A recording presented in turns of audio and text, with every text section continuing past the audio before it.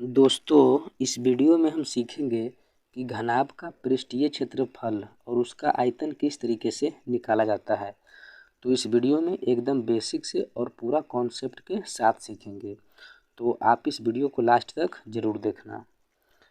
तो यहाँ पे लिखा हुआ है कि एक घनाभ की लंबाई 5 सेंटीमीटर, चौड़ाई 4 सेंटीमीटर तथा ऊंचाई 3 सेंटीमीटर है। तो घनाभ का पृष्ठीय क्षेत्रफल तथा आयतन ज्ञात करें। तो ये वाला सवाल को बनाने से पहले कुछ हम बेसिक समझते हैं, क्योंकि जब तक आप बेसिक अच्छे से नहीं समझेंगे तो सवाल को बनाने में आपको परेशानी होगा। तो सबसे पहले ये समझिए कि घनाभ किसे कहते हैं। तो यहाँ पे लिखा हुआ है कि 6 आयताकार समतल पृष्ठों से मिलकर बने बंद ठोस आकृति को घनाभ कहते हैं।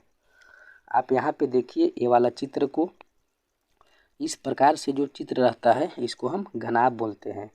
यहाँ पे देखिए ये 6 आयताकार समतल पृष्ठों से मिलकर बना है, जिसका लंबाई यहाँ से यहाँ तक की जो दूरी है इसको हम एल बोलते हैं, यानी कि एल का मतलब लंबाई होता है। ठीक उसी तरीके से यहाँ से देखिए ये जो एच का मान है इसको हम ऊंचाई बोलते हैं। ठीक उसी प्रकार यहाँ से लेकर के जो यहाँ तक दूरी है इसको हम चौड़ाई बोलते हैं, जिसको अंग्रेजी में हम इसको 20 से डिनोट करते हैं। आप इसको माचिस के डिब्बे के जैसा भी आप इसको समझ सकते हैं। तो चलिए, आई होप कि आपको घनाभ अच्छे से समझ में आ गया होगा। तो चलिए अब हम इसके कुछ सूत्र को समझते हैं। तो यहाँ पे लिखा हुआ है घनाभ का पृष्ठीय क्षेत्रफल। तो इसका फॉर्मूला होता है 2 into LB plus BH plus HL। ठीक इसी तरीके से यहाँ पे घनाभ का आयतन है, जिसका फॉर्मूला होता है LB और H। जहाँ यहाँ पे आप इसको समझिए कि L बराबर होता है लंबाई, जिसको अंग्रेजी में लेंथ बोलते हैं, B बराबर चौड़ाई और H बराबर ऊंचाई। तो आप ये वाला जो यहाँ पे सवाल लिखा हुआ है, यानी कि जो फॉर्मूला दिया हुआ है, आप इसको अच्छे से याद भी कर सकते हैं। तो चलिए अब हम सवाल को बनाते हैं। तो सबसे पहले जिसका जिसका मान दिया हुआ है इसको हम यहाँ पे लिख लेते हैं। तो यहाँ पे लिखेंगे हल।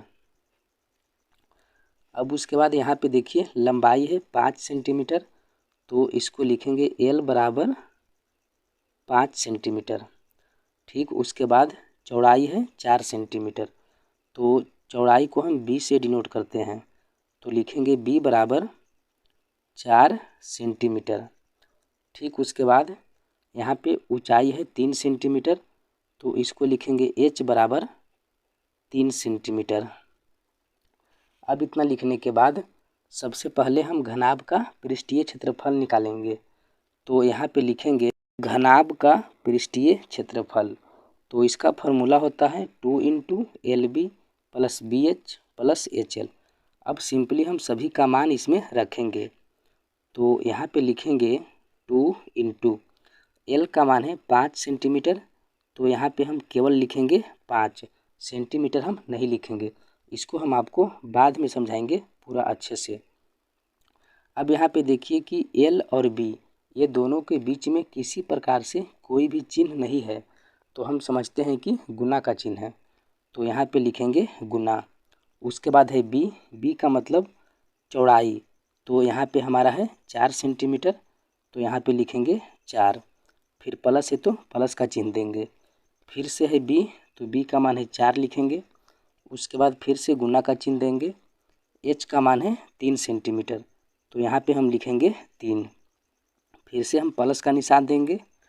उसके बाद है H का मान है 3 सेंटीमीटर, तो यहाँ पे लिखेंगे 3। उसके बाद देंगे गुना। L का मान है 5 सेंटीमीटर, तो यहाँ पे लिखेंगे 5। अब सिंपली इसको हम बोडमास के नियम से हल करेंगे। तो सबसे पहले ब्रैकेट का जब हल करेंगे तो ब्रैकेट का अंदर गुना है, तो यहाँ पे गुना है और यहाँ पे जोड़ है, तो सबसे पहले हम गुना का क्रिया करेंगे। तो ये हो जाएगा 5 चौक 20। उसके बाद प्लस है तो प्लस का निशान देंगे। उसके बाद यहाँ पे है 4 तिया, ये हो जाएगा 12।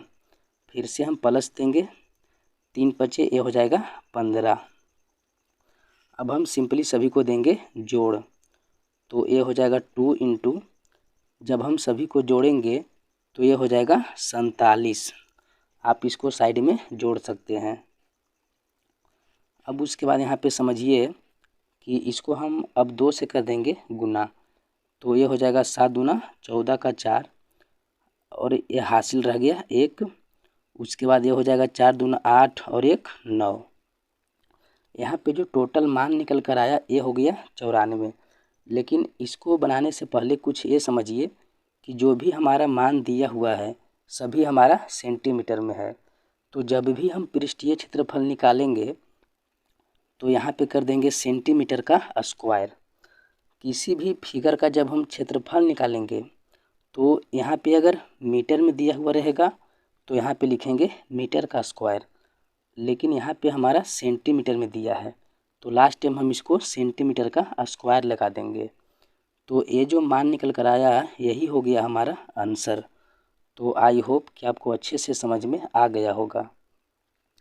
तो चलिए अब हम घनाभ का आयतन निकालते हैं।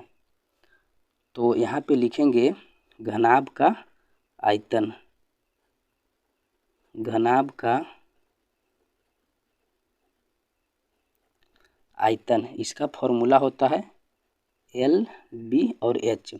अब सिंपली हम सभी का मान इसमें रख देंगे। अब उसके बाद इसको भी सोल्व कर देंगे। तो यहाँ पे देखिए L का मान है 5, तो लिखेंगे 5। फिर से हम गुना का चिन्ह देंगे। B का मान है 4, तो लिखेंगे 4। उसके बाद H का मान है 3। अब हम सिंपली सभी को कर देंगे गुना, तो ये हो जाएगा 5 चौक 20, 20 तिया 60। तो ये टोटल मान निकल कर आ गया 60। लेकिन ये हमारा अभी आंसर नहीं हुआ, क्योंकि सभी का मान फिर से देखिए कि यहाँ पे है सेंटीमीटर में, तो यहाँ पे हम निकाल रहे हैं आयतन, तो इसको हम सेंटीमीटर का क्यू दे देंगे। अगर यहाँ पे हमारा मीटर में रहता तो इसको हम मीटर का क्यू देते हैं। अब उसके बाद यहाँ पे समझिए कि यहाँ पे हम निकाल रहे हैं घनाभ का आयतन, यानी कि किसी भी चित्र का जब हम आयतन निकालेंगे तो यहाँ पे हम क्यू लगा देंगे। तो ये जो मान निकल कर आया यही हो गया हमारा आंसर। तो आई होप कि आपको दोनों अच्छे से समझ में आ गया होगा। तो चलिए अब हम इस वीडियो को समाप्त करते हैं। मिलते हैं एक अगले वीडियो में, तब तक के लिए धन्यवाद।